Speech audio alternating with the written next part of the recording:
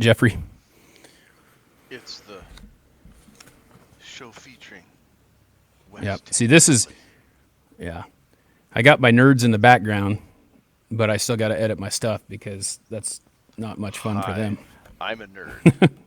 This is the voice of the king of all nerds. We have a shop full of wizards over here and sub-wizards. I We have like a I like nerds and we have a wizards. Yeah. Harry Potter corner, Oh a yeah, Star Wars corner, Harry Potter is my jam. Yeah, I'm one of those people a with Napoleon no shame. Dynamite corner. We have That's good skills. too.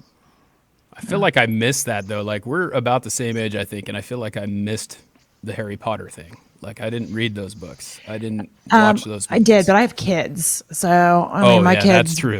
My kids range in age from 22 to 4. So I've kind of Yeah. been introduced to all the things. So You had no choice in the matter. no, I've seen everything. So, but I actually like the That's Harry Potter. I read the books by choice too.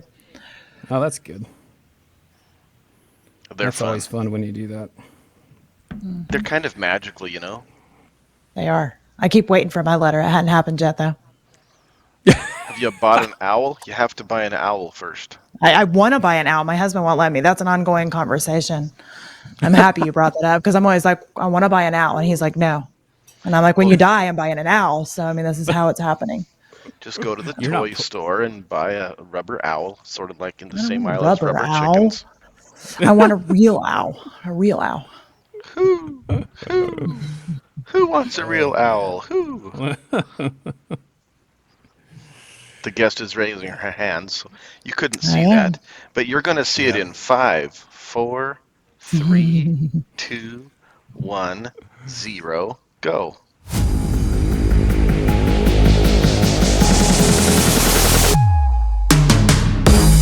And now, here's your host of Shaping Success, Wes Tankersley.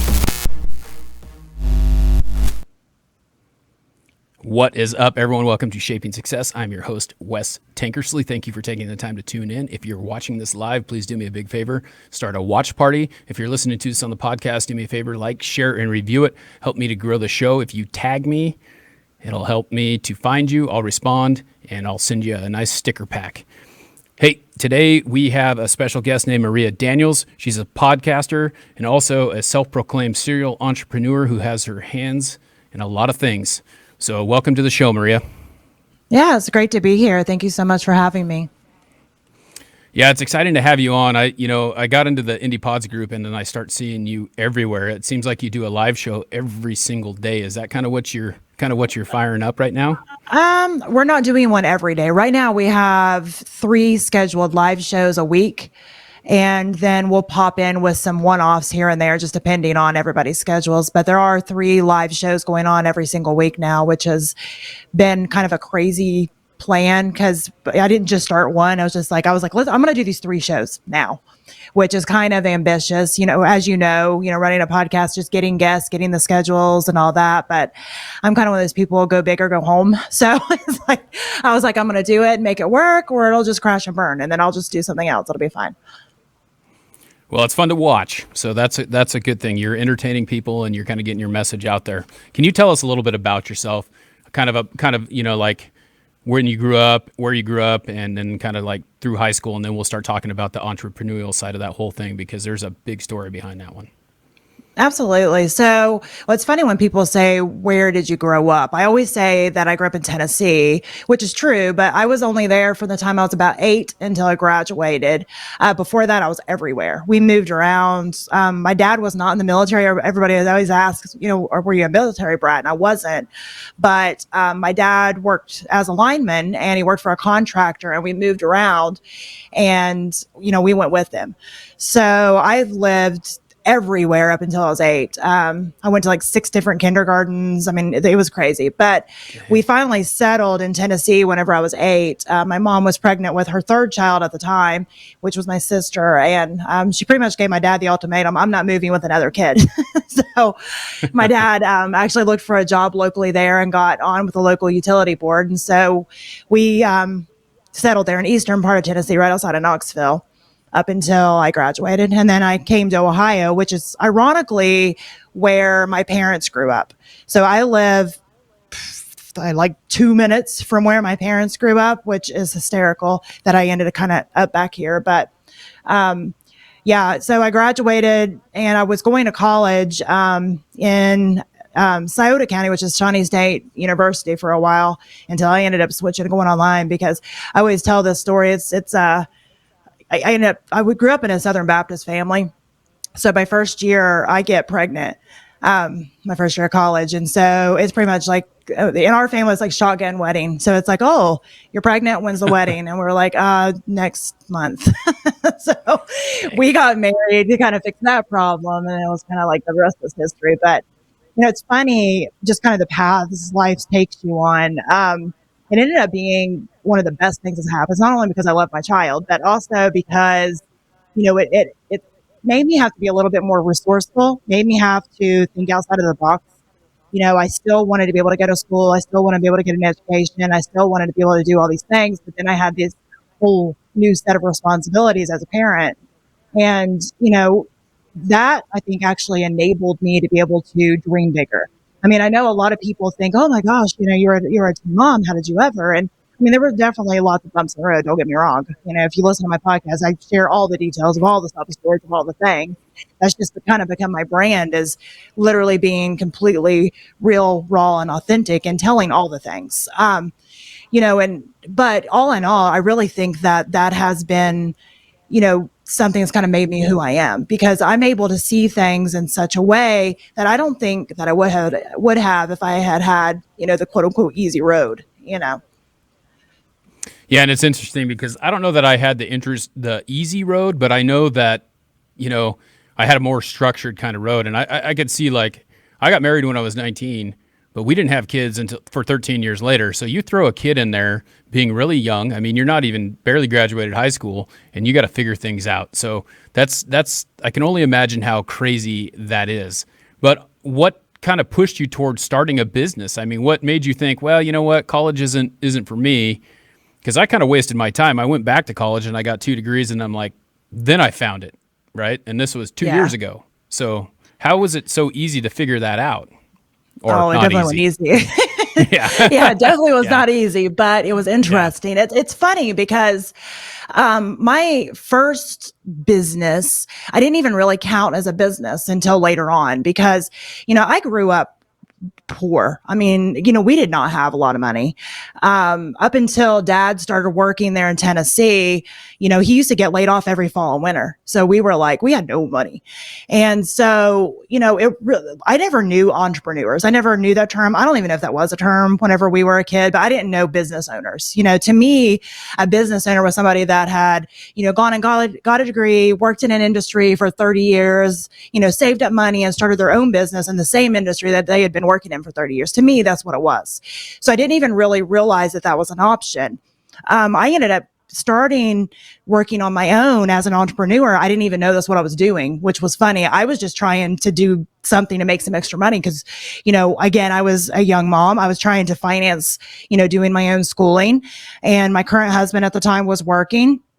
And I surprised ended up pregnant again. So within 15 and a half months, I had 2 children, and I was young too. So it was kind of one of those things that I actually went to school, while I was going to school, I went to school to be a personal trainer also, and was working as a trainer. Ended up, doing MMA for a while, training MMA fighters for a while. I mean, I ended up doing all these like side hustles, and, I didn't count it as a business because it wasn't something that I was planning to do forever. It was kind of like something to finance what I was planning to do forever at the time. So it's funny. I started doing that in 2000, and I still have a wellness company now. I don't train MMA fighters anymore. I'm too old. I've had 7 children, and my body can't take that anymore. But I do still have a wellness company that focuses mainly on nutrition and all that. But I mean, it's funny just how your life kind of takes you around. I ended up getting divorced. Me and my ex-husband ended up having 4 children total together. And we ended up getting divorced after almost 9 years of marriage. And I found myself, I had been working still as a trainer, and I found myself trying to figure out what the heck I was going to do. And I had I had finished a degree through mail. This shows my age. They didn't even have the online school at the time. It was all mail order. I had finished my degree through mail, but I had not actually worked in that industry up to that point. So, I'm sitting there, I'm divorced. I have 4 young children. And I'm thinking, what am I going to do? Because I was making decent money for a second income, but not to raise 4 children by myself. So I started thinking, okay, well, maybe I'll go back and take some more relevant classes because it was in business management, marketing, which obviously marketing changes by the second. So I was like, well, maybe I'll go back and take some more relevant classes. So I did. I went to American Marketing Association, took some more relevant classes, started working. Actually, I worked for a promotional company first for a while until I went to work for, a large marketing industry. And I loved it. It was great in a lot of ways. I got to the point I was making decent money, and to me, I was following this path to success that I thought that I needed to chase for so long, but I kept hitting roadblocks because I didn't really know the path. I'd never really seen a good example of the path. Nobody in my family had followed that path. You know what I mean? So once I got to the point I was making, decent money, I was like, finally, I've made it. I've arrived. This is it, type of thing. But there was just something missing still. And I couldn't really put my finger on it. But, by that time I'd already got remarried. We had 1 child together, who is autistic. He's high functioning on the autism spectrum, but he's autistic. And, I was to the point that I was like, okay, well, this isn't really working in my life anymore. It's like, I didn't know how to make my commitments at work, make it to work on time, because I've got this child with special needs that needs a lot more than any of my other kids ever did. So, I ended up, deciding to leave. And at first I was just freelancing because I didn't know what to do. I felt actually at that point, I didn't leave because I was like, oh, I have this like great dream and this great idea. It was more like, I felt like I had to, like, I felt like it was like, okay, well, this is not working for my life anymore. I'm going to go ahead and just leave and then figure out what the heck I'm going to do. So I started freelancing for a while.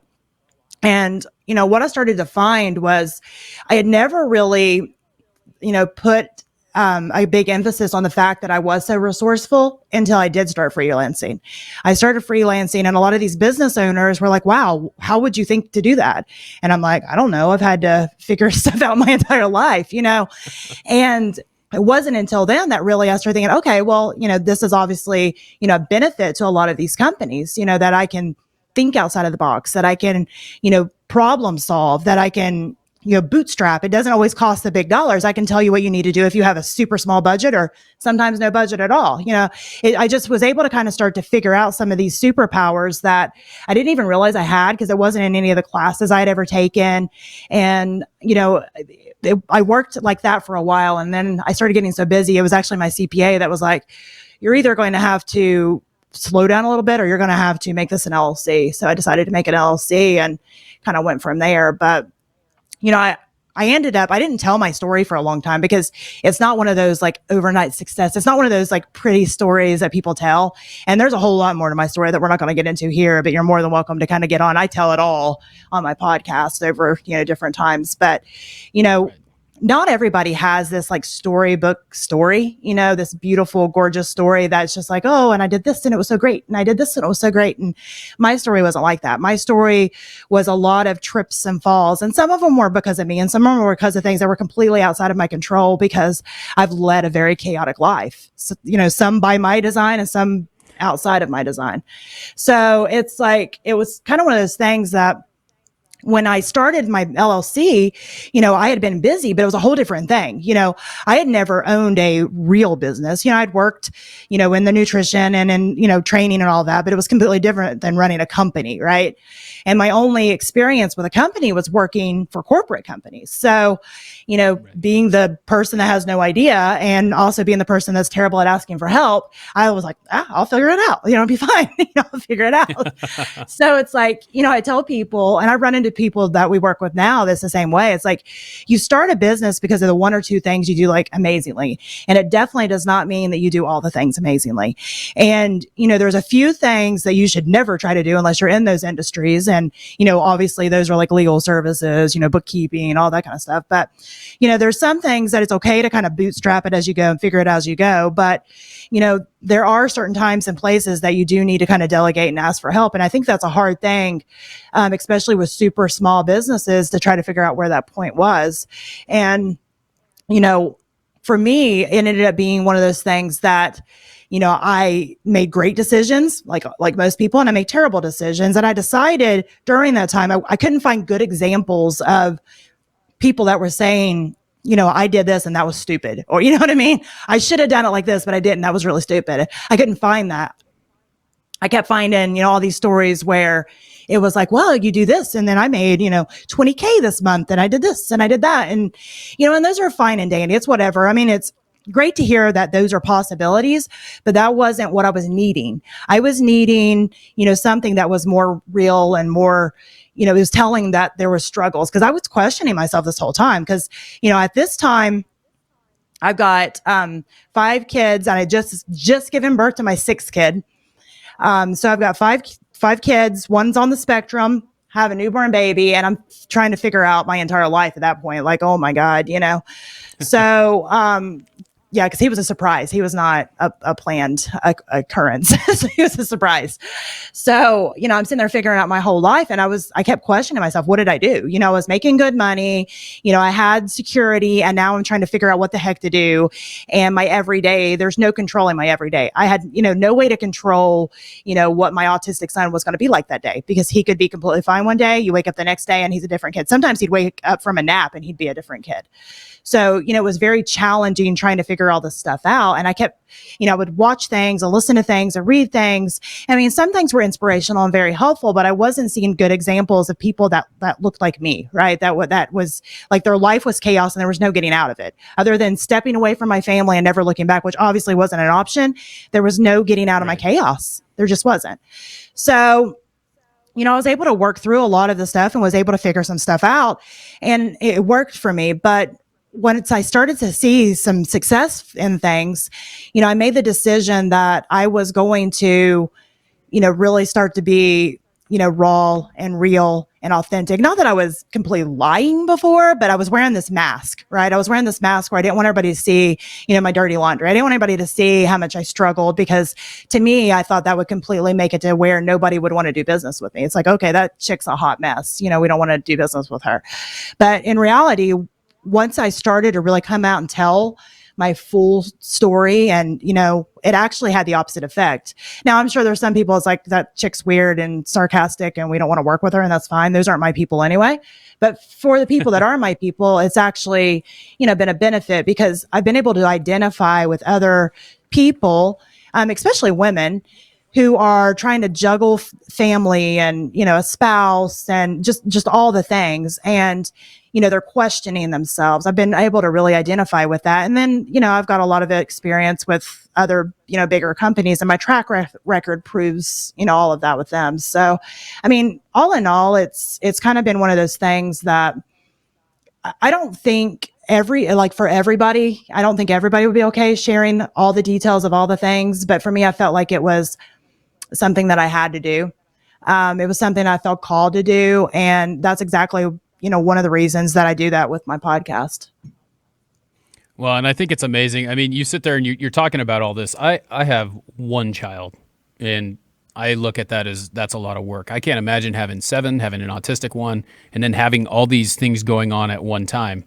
You talked a little bit about kind of making your podcast a business, but that's one of the other things that you have going on. How many businesses do you have going on at one time right now? Because we talked about how you kind of just like start throwing stuff on the wall and seeing what stick.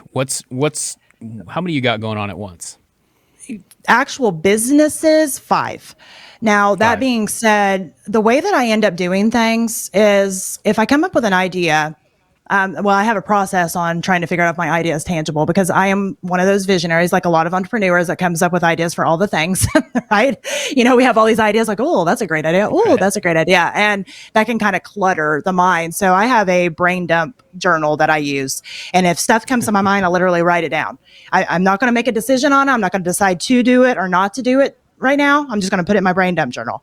And I actually schedule times with myself to look over that journal, and I'll look at it and decide, okay, that's the dumbest idea ever, which that happens a lot. I'm like, what the heck was I thinking? That's stupid, or, there's sometimes like, okay, well, that's got some merit. It doesn't maybe have merit for now because I don't really have the time to put into it, but I have another place that I kind of move it over into another journal for later of tangible ideas to look at at another time. So, I have a process to kind of figure out my own ideas, but if I have one that ends up being, put in the brain dump that goes into the tangible that I decide to start to work on, I end up establishing that as a DBA under one of my businesses, depending on where it fits the best. And I run it like just a brand under it for a little bit, just to beta test it out to see if it's even worth, pursuing into a full business. And then I'll move it off and break it off. And I mean, there's been things that I've tried that was really dumb because I actually hated the industry. I'll give you an example. I started a boutique randomly. Now, that seems like, it's like, oh, she's female. She, has a boutique. But see, I'm not one of those women that I don't know how to do makeup. I don't know how to fix hair. I don't know what's in style because most of them don't care. I'm usually in yoga pants, some type of athletic clothes, unless I have to go to a business meeting and I need to wear something different. But, I've always been in athletics and just that's who I am. So it's hilarious that I get this random, it's because I seen the financial perk in my area to be able to do it. I put it online. I was actually doing decent with it. But I hated it. I luckily was able to get out from under that and sold it. But, I tell people, you have to have a passion for it. And I think, I started that business, not because I had a passion, is because I seen the dollars potential. And that's not always bad, but it'll eat you up because it was eating me up because I hated it. I actually absolutely hated it. I didn't want anything to do with it. But then by the time I figured that out, that I was like, this was stupid. Why did I do that? I'm like, I've got a boutique, I actually had it in the front of the building that I have here, and I didn't know what to do with it because at that point I had spent so much money putting inventory in there. I was like stuck. Right. And everybody was like, oh, they want to come in. It's like, how do you quit something once you start it? It's actually super hard, or it was for me. But luckily, and I say luckily because it doesn't usually happen like this, I had somebody that wanted to buy it. And I was like, yes, please. Please buy it for me because I don't want to. So, it's funny how those things happen. And I talk to a lot of, entrepreneurs that, they're the same way. Most entrepreneurs are very much visionaries. We're always thinking of things to do. And I am also one of those people that I look at one thing and try to figure out, well, how can I make, multiple streams of revenue out of this one thing? That's just something that I do. I just automatically do that. And that's how the boutique thing happened, is because I got this building. I was trying to decide how to, monetize the building in multiple ways. And I had this section up front that I didn't know what else to use it for. And I was doing some little boutique crap online and decided to put it there. And I was just kind of like, it's one of those decisions, like once you've made it, you're like, I'm stuck, but, all in all, I mean, I'm not sorry that I tried it. It definitely taught me some lessons. And I think that's the biggest thing to tell a lot of people who are entrepreneurs. Sometimes you're going to jump, you're going to make these decisions. And even when you look back and they're really stupid, I learned a lot from that. I learned a lot from owning the boutique. I learned a lot about not only myself, I learned a lot about that industry, which has helped because we've ended up with boutiques that we've done, marketing and social media for, which has helped me a lot because I've been in the industry, and, sometimes you're going to try to do things that is just for a moment. And sometimes it's going to be things you're supposed to do forever. And I've had a lot of those things that, even though they were only, for that moment, quote unquote, they ended up being something that taught me lessons that I'm still using now. Yeah. And that's just kind of crazy. I mean, I think that it's not crazy. I think that it's awesome that you were able to just kind of decipher through that. I think that that's the biggest thing. Like a person like me, I went and I worked for a company for 11 years and just kind of was stuck there. That's where I'm going to be, getting a paycheck for someone, working for someone, being okay with that, going back to college, working for someone again. And I would have way rather had it the other way, where I tried a bunch of things and figured out what worked for me, because I know that I would have been a lot more happier in what I'm doing.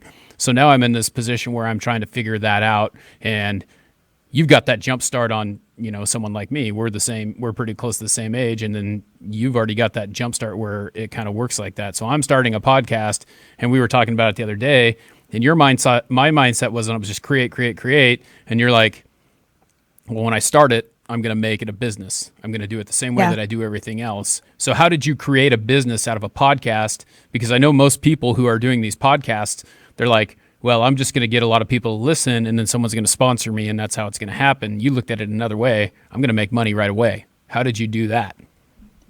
Well, it's funny. I didn't really know that that's not how you did it because Right. I've been a speaker. So I was doing live speaking engagements and, I actually had somebody say that I should start a podcast and I didn't have any experience with podcasting. Honestly, at that time I had maybe listened to a handful of podcasts. I've always been in music. I love music. So if I was in the car, I was listening to music. And if I, was in the office and I was listening to something, I would put on, some type of continuing education or something I was listening to, but it was very rarely a podcast. Honestly, it was typically I would click on YouTube or something, which in retrospect, now I know some of those may have been podcasts. I don't know, but honestly, I didn't even really know much about podcasting. That's what's so funny. But somebody was like, "Oh, you should start a podcast." And me being the person I am, I'm like, "Oh yeah, I'll start a podcast." Okay.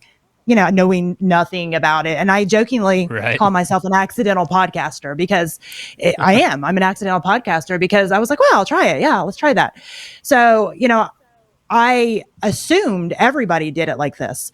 It's like, okay, well, I've got this new, thing I'm going to do. I established it, like I was mentioning earlier, like I do every new thing I'm trying as a DBA under my consulting company. I was like, okay, well, this will be a marketing leg under my consulting company. And what I'll do is I will, partially share my journey as an entrepreneur and I'll talk to other entrepreneurs and the whole thing will be, mainly about just, and I called it Successfully Chaotic because that was relevant to my own life, just trying to, be successful in the midst of the chaos. And, but I wanted to go deeper than that. And I had done a couple of speaking engagements I had titled Successfully Chaotic, which was kind of, why I ended up using that same one. But, the idea was even deeper than the idea of finding success. It's also defining your own success, defining your success for yourself, not chasing somebody else's idea of success, which was what I was doing for so many years.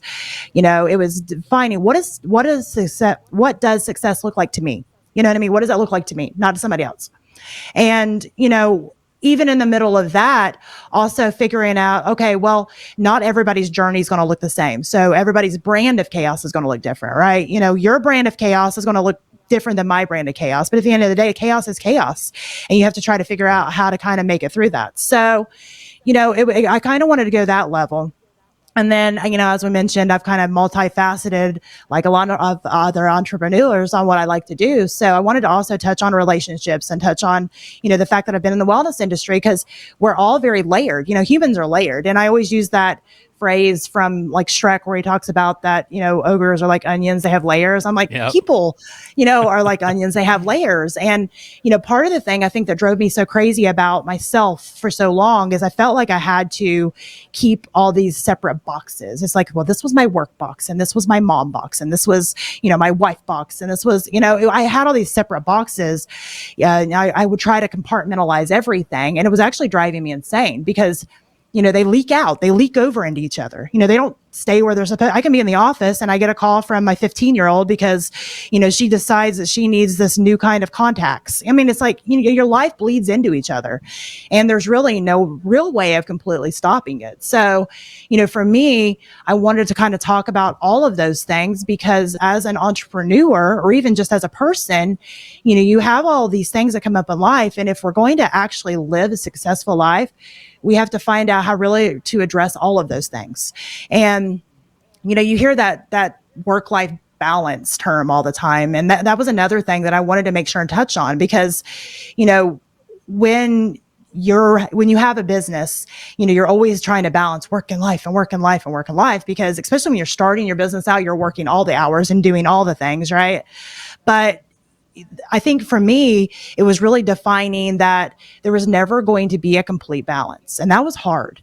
Balancing, it wasn't ever going to be this like equal magical time where the clouds parted and the angels sang. It's going to be more like, okay, well, it's just like a giant balloon game. That's what I always say, that it's kind of just like you're playing this giant balloon game where you got all these balloons in the air and you're just trying not to let them hit the ground. Did you ever play that as a kid? The balloon game? Yeah. I mean, that's really Trying like it. I bump mean, that's 'em up. literally how life is. Yeah, you're just like bumping them up because there's going to be some times where your personal life is going to be extra hectic and it's going to take more of your time. And then if you spend too much time only focusing on that, your professional life will start to fall. It'll start to sink down just like that balloon. And the key is to keep it popped up enough to where it doesn't completely hit the ground because, just as soon as that happens, it's going to be your business is taking more time. And then your family is going to start to sink down and you're going to have to pop that back up too.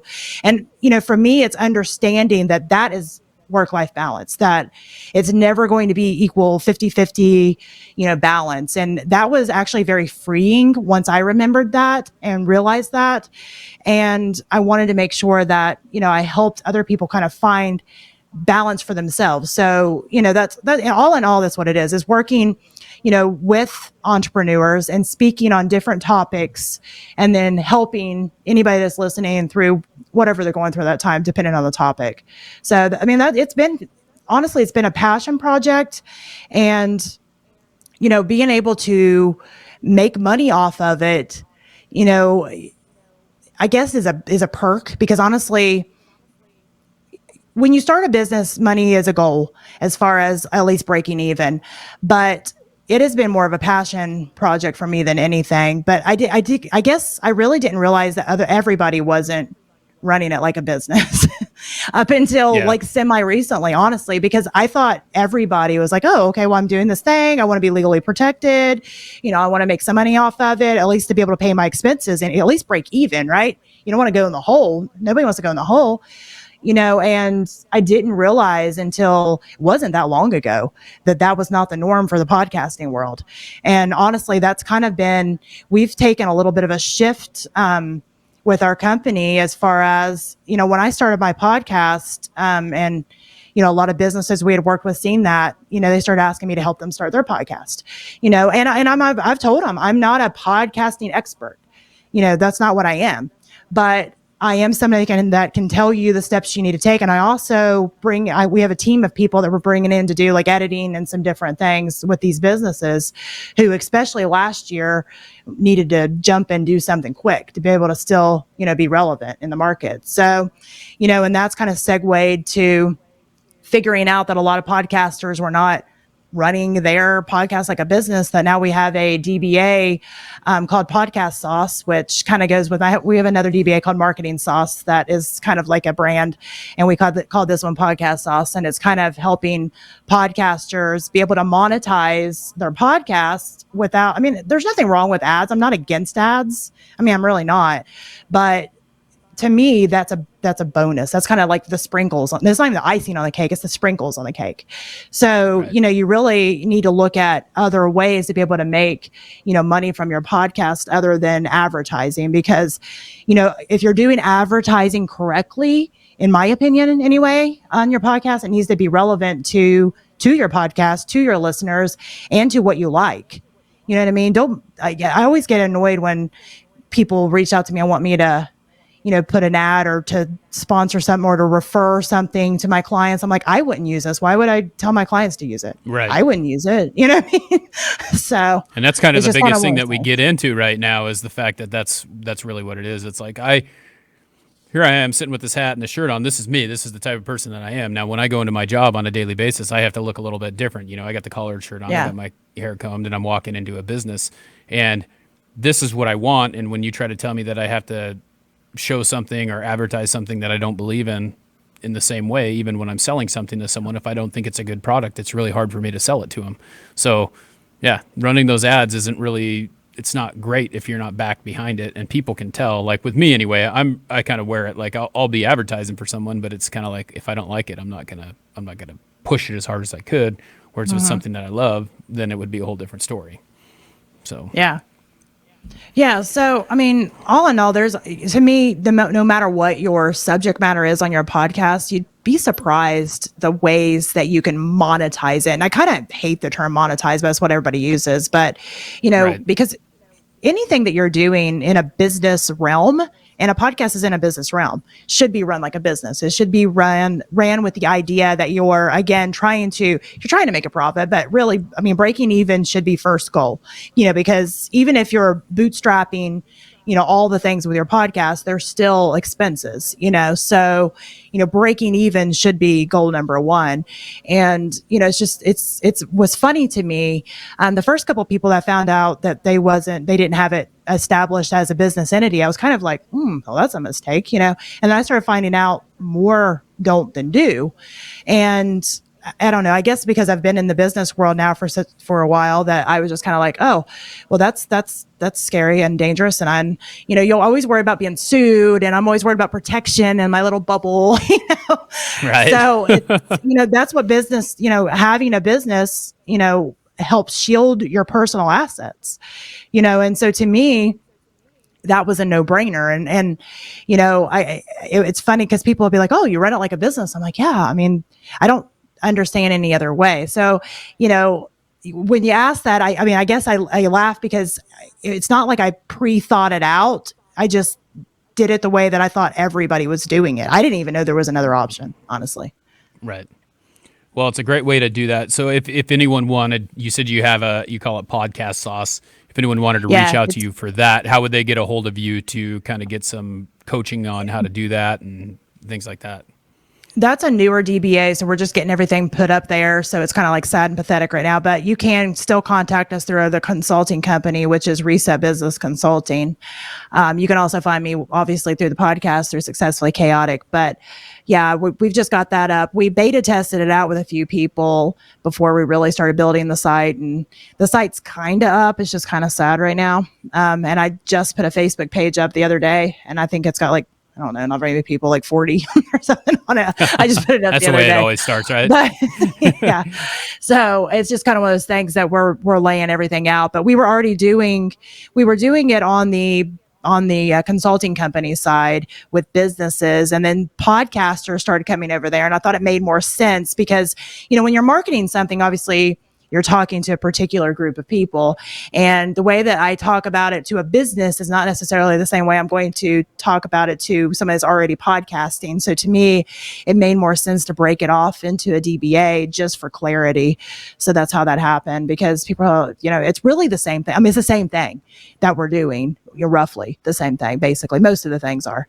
But, it's more that, this is going to be crafted, especially wording is really important. So it'll be crafted more toward people who are already podcasting and maybe don't know the business world. So you talk about certain phrases and stuff with them, they're not going to know what you're talking about. And I think clarity is a big thing when you're wanting people to take action. And you're wanting people to, be able to get the best results possible. They need to understand it, because if they don't understand it, they can't do it. And, affordability was also a big thing because, businesses have a bigger budget than a podcast does. So I wanted to make sure that it was something that was super affordable. And, we've done a couple of them, just workshops, free workshops that we give the basics, give some basic information on what they can do to get it set up. And then, they can reach out if they want to go further, because I don't know, I feel the need to be able to help everybody be able to, establish it in their podcast in such a way that is not only serving their listeners, but serving themselves too. Because I mean, all in all, again, even if it's just breaking even, because all of us love it. Everybody that I talk to that's a podcaster, we love it. And it's like, yeah, I totally do it for free, because you would, but free isn't necessarily free because we have all the expenses related to it. So, my number one goal I tell people is, get protected. So establish your LLC and make sure that you're legally protected, that if you get on there and somebody gets really mad that you should have said this, but you said this, and they try to sue you, they're not suing you, Wes. They're suing the podcast, which still sucks. I mean, I'm not going to say it doesn't, but still better than suing you and all your assets, right? Right. So being able to establish all that, I think, is super important. And then number two, at least break even. At least get to the point where, you're able to monetize to the point of paying for your monthly services, paying for, your equipment, all of that, because that should be the very, basic goal. So, that's what we're trying to work with people to do. And I don't know, that's become kind of, again, a passion project to do that, because I see the need there. Yeah. And it's a great audience. I mean, I think that you've got a lot of different things that you're working on with that, with you're the moderator on a couple groups, you're doing your live shows and things like that. So it's kind of one of those things where you just got to protect yourself so that happens. Absolutely. So as far as what's going on now, you're working on the podcast business as well as helping other people to do that. Is there anything else that you have coming down the pipe? I know that you have, like we talked about, you have lots of irons in the fire, but is there anything other than that coming up for you? I've always got stuff going on. If I was in my office, you'd see my board. It's completely got all the things on it. But we're doing another Indie Pods, a summer edition. I don't know if you've seen that coming up this summer. So we've been meeting and working on that. So that's coming up. I'm also in the middle of planning a business summit with Tim Kroll. I don't know if you know him. He has a podcast too called The Business Adventurist, and we're putting together a summit that'll also be this summer. So those are two things. Obviously, our live shows, they launched out 3 weeks ago, I think. One is called Talk Creative to Me. And, that's another thing I mentioned earlier. I've been in music. I've sang in bands and, different things for years now. And the creative industry was completely just pummeled last year. Nobody was performing. I felt kind of the push to be able to give them a platform to do something. So we decided to put together this live show called Talk Creative to Me. And we've got some panel members, Jeff Perini from the Yo Show, Zach Wiseman from Some Nobodies, and then Tina Marie Trempert from the Psychedelic Podcast, and also a member of Indie Pods, obviously. So we've got that pulled together, and we're bringing on just different creatives and talking to them about what they're doing, about their creative processes, because we wanted it to be kind of a learning experience and to be able to introduce who's doing what. And then we've got some fun events and stuff planned throughout the year to be able to kind of get people involved in trying these different creative arts and stuff. So we've had some fun stuff so far. We've had a voiceover actor, Maccabee Griffin, and then we had Jess Paul. I don't know if you know her, but she's amazing. She's an actress, and she also makes this really creative, it's like fun food. It's her YouTube channel is This Is Jess Paul, and you have to go check it out. I mean, she does some amazing stuff. It looks completely like real food. So she started making it just just for fun. Some of it's wearable. It's just super cool. Anyway, we had her on, which I'm all like, I need to make that now. So it'll probably be bad. I'll buy all the supplies. I'll be trying it. But yeah, we've had, just some cool people. This coming week, we've got Chris Harvey, which is a comedian. He'll be on this Thursday, which this will be airing later, but this Thursday, the February 11th. So, when somebody's listening to this later, you can still go back and listen on our YouTube channel, Successfully Chaotic, or Facebook page. So I don't know, it's been fun doing all that, and throwing together, Business Acceleration Playbook, which is our business specific live show, just, continuing that trainings and stuff for entrepreneurs. It's just, I'm always trying to find things. My goal at the end of the day, if I was to kind of dial it all back is, and guys, I've had to sit and think about this because and that's how I make the decisions on what I'm trying to do and what I'm not going to try to do, is it always has to dial back to the same thing, two things. Is it going to make me happy? Improve my life somehow, make me happy, number one. And number two, am I being a helper? Because, people ask me, like, why are you in so many different industries? Because, if you was to look at and I think I mentioned this to you whenever we were doing our interview a while back, but if you was to look at my resume, it looks completely bipolar, it really does. But, some of it is just because it was like, I'm going to try this because I'm broke and I need some money, early on. But then later on, it wasn't because of that. It was because I wanted to try new things, and I wanted to try to be able to be of service. I see the need, I see the problem, and I want to see if I can help. Because I've been in some super low places. I've been that person struggling. I've been the person not sure what to do. And I wanted to make sure that nobody else was ever in that place again. And if they were, that there was a light at the end of that tunnel. So, at the end of the day, as long as I'm being of service and I'm being a helper and it's improving my life too, then it's a winner. Yeah. Well, the podcast is called Successfully Chaotic. I think that you should check it out if you are listening to this or watching this, because I think it's a great, it's similar to mine, whereas we're just trying to help other people show that success is different for everyone. With that being said, with respect for your time and everything, we have one last question that we ask every single guest. It's been awesome having you on here to kind of talk about it Yeah. because I think that there's a lot of great things that you have going on. I think it's crazy. To me, like I said, I have one child and I can't imagine doing it with 7. So you really are pushing through and following your dreams, which is awesome. And congratulations on that, because I know I would be insane. I'd probably be in a mental institution. Oh, I'm insane. I am insane. I use sarcasm and humor to get through all that. So Yeah. Well, the last question that we always ask is, and I think you kind of alluded to this a little bit, but what is the shape of your success? How would you define success for yourself?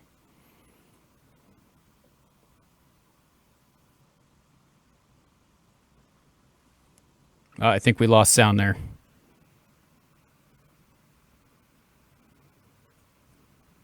I can't hear you. Yeah.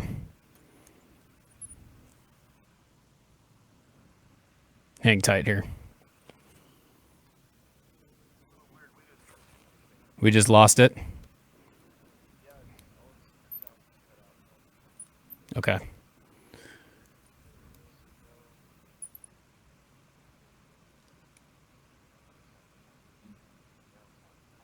okay, can you hear me? Oh, there we go. Okay. Let's try again. No, you're fine. Go ahead. We'll re-edit it. So again, the Can you last just question jump that in? we always ask. Yeah. The last question that we always ask everyone is, how do you shape your success? And you kind of alluded to that a little bit, but what is your definition of success for yourself? Basically freedom. At the end of the day, we all want to be free to pursue the things we're wanting to pursue, to enjoy the things that we want to enjoy. And, being able to not have to worry about chasing somebody else's idea of success, because it's not the money, the house, the car. And I say this all the time because I got to the point that I had that, and I mean, I still do now, but I had to, when I stepped out of my job, I was potentially giving up that because I wasn't sure that I was going to be able to make that money back.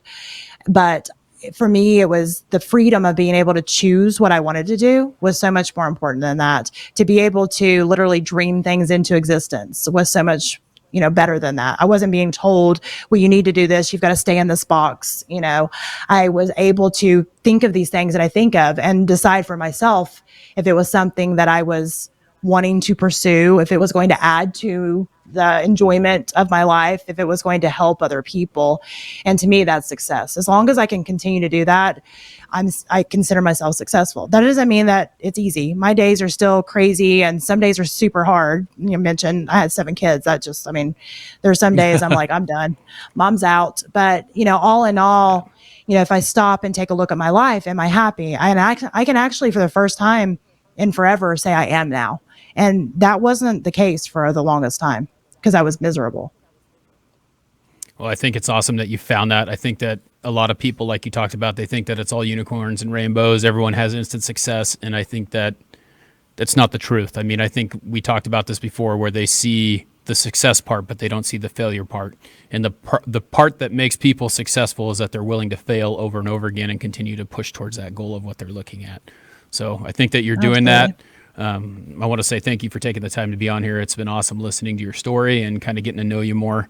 I hope people will check out your show because I think it's along the same lines of mine, and it will be completely Absolutely. helpful for them to kind of see what success looks like for other people. Absolutely. Thanks so much for having me on.